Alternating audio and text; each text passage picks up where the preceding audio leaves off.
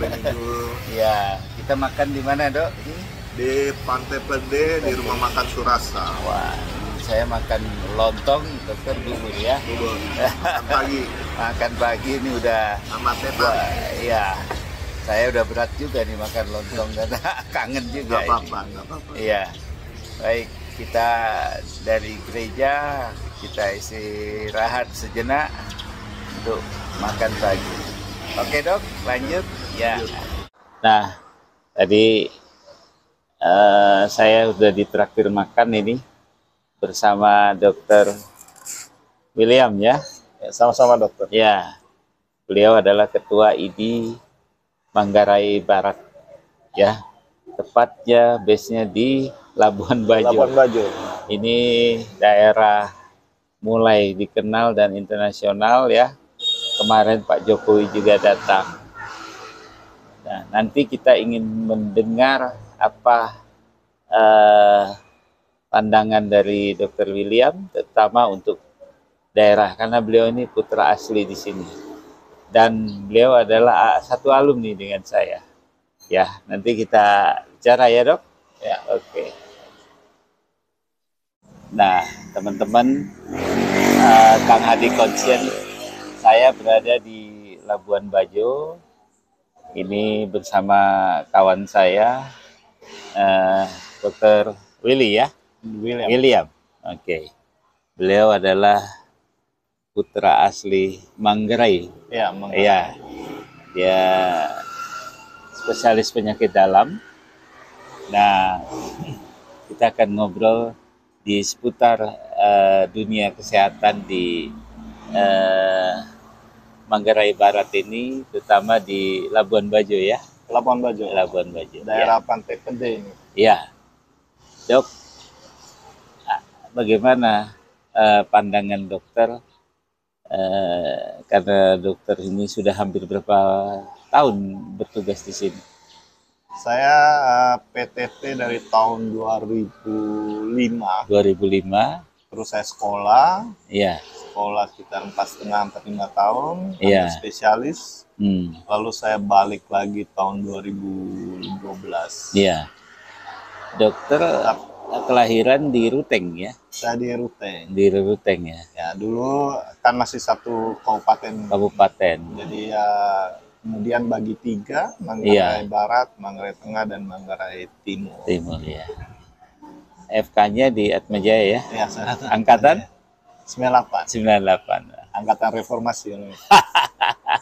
99 anak saya lahir. Saya 87, Dok. Nah, Dok, saya ingin bertanya juga. Rumah sakit di sini ada 3 ya? Ada 3, satu RSUD, ya. RSUD Komodo. Komodo ya. Terus ada 2 rumah sakit swasta. Ya. Rumah sakit Siloam dan rumah sakit Santi Yosef. Punya Katolik ya? Ya, itu yang baru ya, baru ya. Setahun lah ya, baru mulai. Nanti harapannya cukup besar dengan adanya satu rumah sakit swasta nasional yang terkenal ya, Siloam ya. Siloam. Apa harapannya, Dok? Ya, sebenarnya harapannya jadi adanya rumah sakit swasta, apalagi daerah kami ini kan daerah pariwisata baru mulai berkembang ya. Nah, terus pasca COVID atau selama waktu COVID itu dengan itu kan global pandemi. Iya. Semua orang tidur, tapi rumah sakit rame. Rumah sakit rame, sangat terbantu. Iya. Saya tahun 2016 tuh rumah sakit. Jadi tahun 2012 saya selesai. Iya. Karena rumah sakit belum berjalan di sini, saya sempat ke Ruteng. Jadi karena waktu itu untuk satu Manggarai Raya ini, meskipun sudah jadi 3 kabupaten, hanya ada satu rumah sakit yang baik, bisa beroperasi sebagaimana layak rumah sakit di Ruteng. Dari 2012 sampai 2016 saya di rumah sakit Bemboy. Lalu 2016 saya balik. Kenapa saya balik? Karena waktu itu rumah sakit Siloamnya sudah mulai berdiri. Udah di mulai jalan. Labuan Bajo. Labuan Bajo. Sementara RSUD-nya ya gitulah, masih bermasalah, banyak masalah, belum jalan. korupsi dan segala macam. Iya, iya.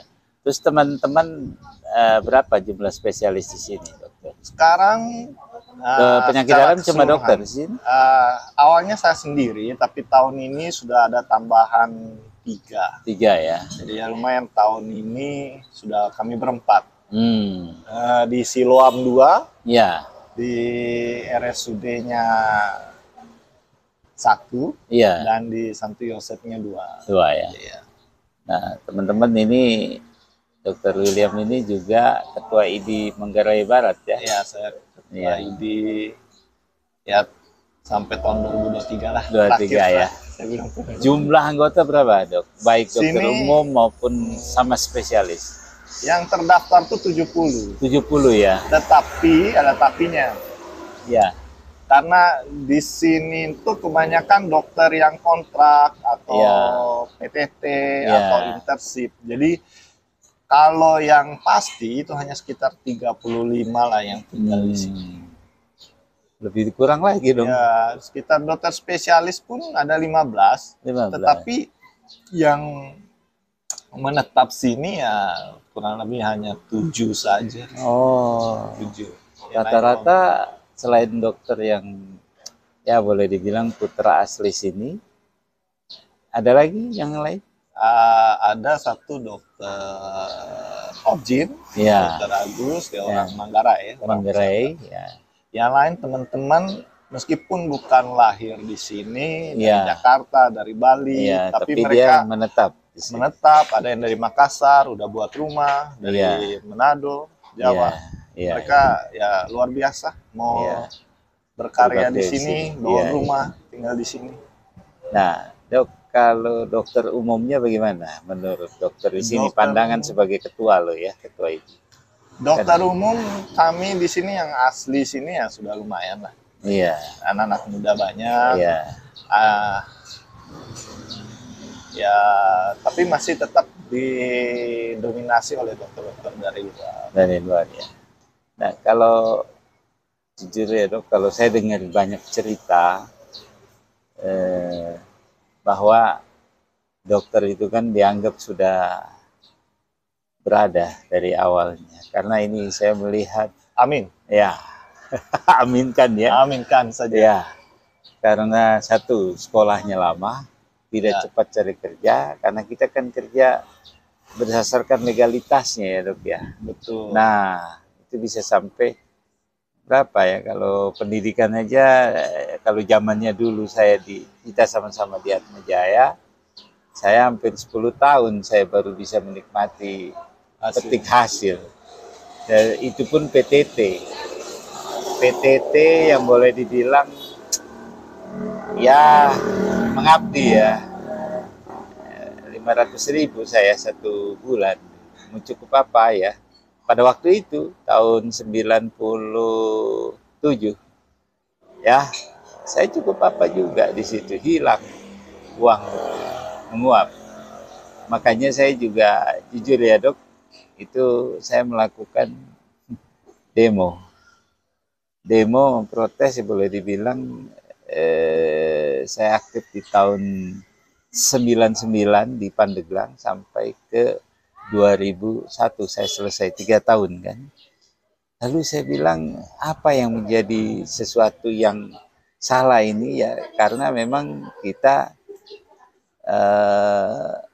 dianggap PTT itu sambilan, padahal itu gaji juga.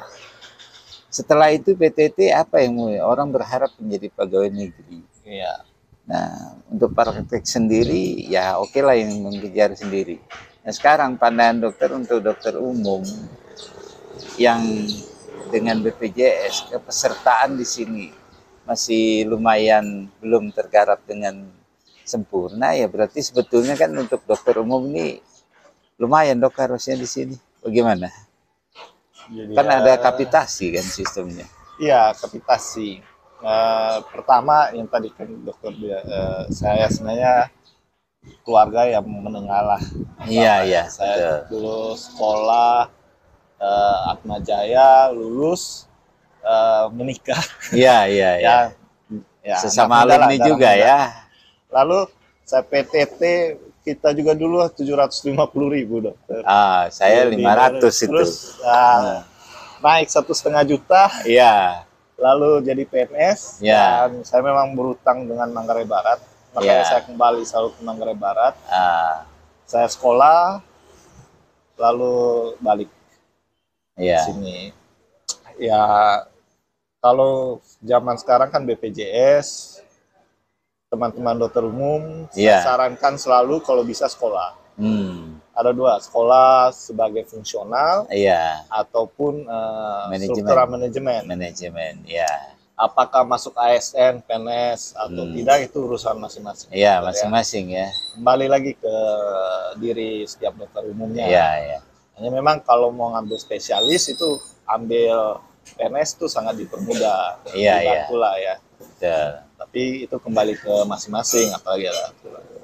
Kalau klinik dokter kapitasi BPJS yang sudah bagus tuh di daerah Ruteng. Kalau di sini ini baru mulai. Ya. Teman-teman dokter spesialis mereka buka klinik. Ada 2 klinik yang dibangun oleh dokter spesialis itu.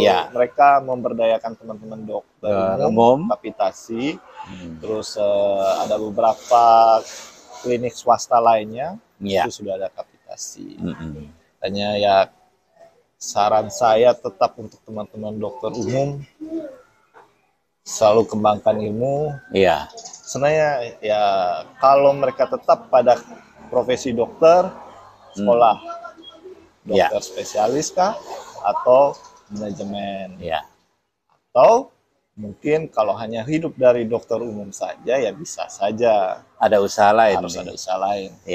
Yang penting kita tidak memperdagangkan selalu kesehatan. Kan tidak tertutup kemungkinan untuk bisnis yang lain ya. Betul. Tapi yang jangan sampai mengorbankan profesi kita juga. Betul.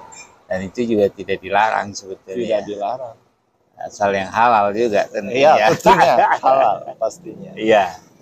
Nah, ini pandangan Dr. William ya terhadap teman-teman kita ya. Karena biar bagaimanapun kita membutuhkan, ya belum ada jaminan di sini secara kepastian tentang kesejahteraan ya. Nah, himbauan untuk pengurus besar Ikatan Dokter Indonesia baik di tingkat ini kan cabang, terus ke wilayah, terus sampai ke pengurus besar. Apa nih, Dr. William? Mungkin secara keseluruhan. Keseluruhan, tidak bisa hanya ini saja. Mungkin kritik untuk kita sendiri. Yang pertama itu teman-teman dokter ini harus berani berbicara, mengungkapkan apa adanya tanpa cobalah seperti pengacara, bagi hukum, orang-orang hukum, para pengusaha, para politikus, berani bicara, bicara dulu, latihan bicara dulu, Tapi tentunya karena kita dokter, dengan ada sisi humanismenya, kemanusiaannya, dan kebenarannya, dan ada sisi etiknya juga. Tapi berani bicara, dan kita dokter tidak akan menjadi miskin. Ingat selalu. Kita ada sumpah dokter, etika kedokteran. Jangan pernah takut untuk berbicara apa yang bermasalah di masyarakat. Termasuk sistem kesehatan kita yang kurang memperhatikan prevention atau pencegahan. Bagaimana kesejahteraan teman-teman dokter atau dalam bidang kesehatan, apalagi dalam era BPJS. Jangan kalah dengan BPJS. Masa BPJS jadi Tuhan, padahal dia hanya perusahaan asuransi. Mungkin lebih teman-teman yang dokter, yang politikus kah, yang pegang kebijakan, tolong perhatikan sesamanya. Harusnya ada kolaborasi ya. Kolaborasi. Nggak bisa dia berbicara sendiri, dia sendiri, kita sendiri-sendiri ya. Bapak saya bilang, di zaman sekarang kita juga harus belajar politik. Karena tanpa kita sadari, ya politik itu mempengaruhi setiap langkah, setiap keputusan kita. Jangan-jangan kita udah terpolitisasi, tereksploitasi ya, dan bukan ya, terpolitisasi makanya lagi, untuk mencegah itu adalah dengan kita juga melakukan politik ya. Politik itu bukan politik praktis saja. Iya. Nah, tidak mesti kita harus menjadi seorang parlemen. Ya. Tetapi bagaimana seorang dokter itu, saya pikir dari dulu itu udah ini ya dok ya, sudah terbiasa dan terlatih untuk menjadi decision maker sebetulnya ya. Betul. Kok sekarang kita malah enggak ya? Ya, tergantung malah. Tergantung juga ya. Saya sangat, dulu dosen saya selalu mengatakan, dosen ilmu kesehatan masyarakat. Iya. Dia bilang, kita ini harus bangga, puskesmas itu sampai dicontoh oleh Malaysia. Orang bilang public health, bukan center, bukan pusat, tapi public health, kesehatan, bukan pusat kesakitan atau bukan. Jadi seharusnya kalau pemerintah lupa, kita harus ingatkan. Betul. Mungkin pemerintah lupa. Makanya selalu ditekankan BPJS, rumah sakit. Puskesmas, Poskesdes, Polindes, itulah seharusnya. Iya. Ya mungkin teman-teman dari pengurus besar bisa lebih punya suara lah daripada kami yang di bawah. Itu saya kritik saya untuk teman-teman, untuk pengurus besar, dan jangan lupa perhatikan kesejahteraan kami yang di bawah. Kenapa di daerah sangat susah dokter? Ya. Kita tahu daerah otonomi sangat tergantung oleh bupati, wali kota, atau gubernurnya. Yuk, silakan. Saat raja-raja kecil melupakan masyarakat, hanya janji-janji manis saja yang seharusnya itu. Itu kritiknya saja. Kalau satu hal lagi, saya sangat merasa penting peran ID dalam pengurusan SIP. Kita jangan melepas itu SIP, karena kita rekomendasi ID itu sangat penting, karena kita juga bukan saja membantu teman kita, fungsi pengawasan dan evaluasi juga itu sangat penting. Karena kalau yang mengerti kesehatan, tentu kita sendiri, para teman-teman dokter. Artinya tugas negara itu dibebankan kepada Ikatan Dokter Indonesia. Iya kan, dalam melihat dan merekomendasikan, itu kan ada di dalam undang-undang praktek kedokteran ya. Nah, kalau nanti ID misalnya ada ID 1, ID 2, ID 3 dalam bentuk nama lain, dokter nggak setuju ya? Saya tidak setuju, karena itu seperti memecah belah kita. Seperti yang terjadi saat ini kan proses pemecah belahan. Polarisasi ya. Sekarang kita harus berpikir, kita dokter diajar, dilatih, bagaimana mendiagnosis suatu penyakit dengan data dan fakta, bukan asumsi. Opini ya. Opini. Makanya kalau kita bilang evidence-based medicine, yang paling besar itu adalah suatu hasil penelitian, randomized control trial, atau sampai bukan berdasarkan opini atau testimonial testimoni. Jadi itu kita harus kembalikan ke sisi ilmiah selain sisi humanisme kita. Nah, ini masyarakat sebetulnya menunggu nih dok, penjelasan daripada senior-senior, para profesor. Sudah saya sendiri dengan KHC-nya, Kang Hadi Konsen itu memulai baru sedikit menjelaskan uji klinis itu apa, evidence based medicine itu apa. Yang ngomong itu orang-orang yang memang kompeten di bidang. Saya hanya menyediakan sarana ya. Mungkin itu lebih cocok. Kalau harapan saya juga sebetulnya banyak orang untuk membantu menjelaskan dari kalangan para dokter dengan bahasa yang mudah ditangkap dan sederhana agar masyarakat juga mengerti. Setuju. Jadi zaman dimana media sosial, YouTube dan segala macamnya, kita juga dituntut untuk menjelaskan ke masyarakat, jangan dengan bahasa ilmiah yang baru didengar mungkin oleh masyarakat, tapi dengan itu malah makin bingung. Jadinya mereka lebih senang yang praktis, contoh nyatanya. Ya, contoh nyata. Ini apa sih ini? Kenapa harus penelitian? Oh iya. Iya, ini untuk menjaga kesehatan masyarakat juga ya, Untuk mereka juga. Iya. Masa kita kalah dengan kayak dulu Batu Ponari, atau kliniknya apa yang kita tidak punya dasar. Iya, betul. Kalau mereka bisa, ya mungkin ya apa ya, entrepreneur, atau bagaimana entrepreneurship-nya kita itu harusnya menjawab ya. Iya. Dengan evidence yang benar tentunya. Ya, evidence yang benar. Dok, mungkin ini kita terakhir ya, kunjungan saya senang sekali nih bertemu sahabat ya di Labuan Bajo ini. Saya udah keliling-keliling juga diajak dokter ya pagi ini, diajak misa bersama juga. Gereja apa tadi dok? Bunda Maria Sepanjang Masa Segala Bangsa. Iya, ini sangat senang sekali dok saya. Nah, kira-kira pesan untuk teman-teman kita yang di pusat dan juga daerah lain apa dok? Ya nggak usah terlalu muluk, tetapi mampu laksana saja gitu loh dok.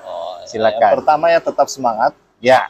Itu yang paling penting. Yang kedua selalu kita bekerja dengan hati nurani. Iya. Dan moral yang baik. Iya. Yang ketiga saya harap kita tetap bersatu. Bersatu ya. Itu yang paling penting saat kita bersatu, tidak saling menjatuhkan. Iya. Maka itu akan berjalan dengan baik. Akan semakin kuat ya. Semakin kuat. Kita harus berada di tengah-tengah masyarakat ya. Ya, betul. Masyarakat itu seperti guru saya bilang, pasien itu adalah guru kita. Iya. Masyarakat dan kita, masyarakat menganggap dokter tuh kalau kami di daerah tuh masih sangat dihormati. Iya, jadi kita yang penting bijaknya kita bagaimana? Bagaimana gitu. Kita selalu mempertahankan bukan mempertahankan, menghormati pandangan masyarakat tersebut, dan kedepannya harus berani berbicara jujur. Kita dan teman-teman dan masyarakat. Nah, tadi perbincangan sudah kita lakukan, ternyata beliau juga berpesan terhadap Ikatan Dokter Indonesia, baik yang ada di wilayah maupun di pusat dan seluruh Indonesia. Mari tetap kita bersatu ya dok. Ya, bersatu. Di bawah payung Ikatan Dokter Indonesia. Gunanya adalah jangan sampai kita banyak standar yang kita masyarakat tuh bingung ya. Betul. Adapun ID berbuat demikian, mendisiplinkan anggotanya, karena ID itu menjaga kesehatan masyarakat ya dok ya. Betul. Nah, beliau juga tadi berpesan, mari seluruh dokter-dokter bersatu, dan yang pusat juga membimbing kita bagaimana kesejahteraan itu tercipta buat kita, para dokter. Saya bilang ini frontliner. Ya memang betul, dokter itu adalah juga digugu dan ditiru ya, seperti guru ya. Dan juga berikutnya adalah saya bilang ini pahlawan, bukan pahlawan ya, tetapi kita ini di depan ya, berusaha. Oke. Baik, terima kasih Dr. William. Terima kasih ya atas pertemuan yang bermutu ini. Terima kasih. Terima kasih. Ya.